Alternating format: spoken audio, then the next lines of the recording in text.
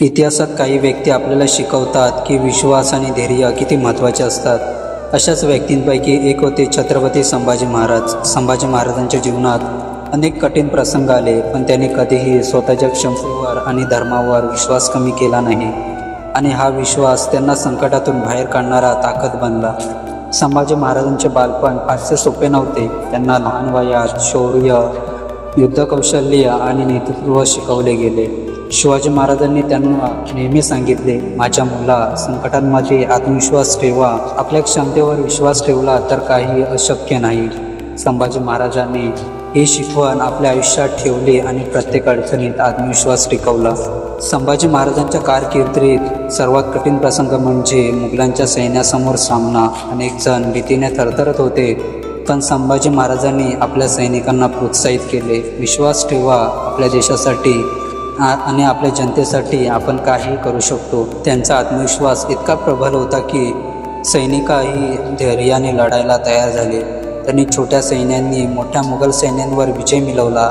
संकटात विश्वास आणि धैर्य असल्यास कोणतीही अडचण पार करता येते. संभाजी महाराजांना मुघलांनी कैद केले, तुरुंगात कठीण यातना दिल्या.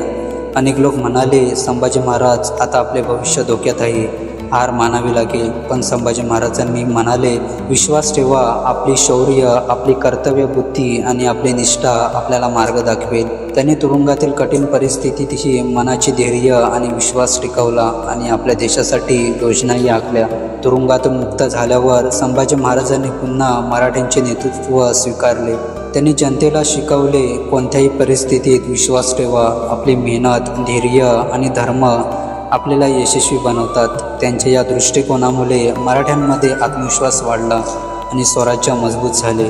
आजच्या आयुष्यातही आपल्याला अनेक अडचणींना सामोरे जावे लागते. आर्थिक संकट असू दे, शिक्षणातील आव्हाने असू दे किंवा नोकरीतील अडचणी. संभाजी महाराजांची कहाणी सांगते, विश्वास ठेवा स्वतःवर, आपल्या क्षमतांवर आणि आपल्या प्रयत्नांवर.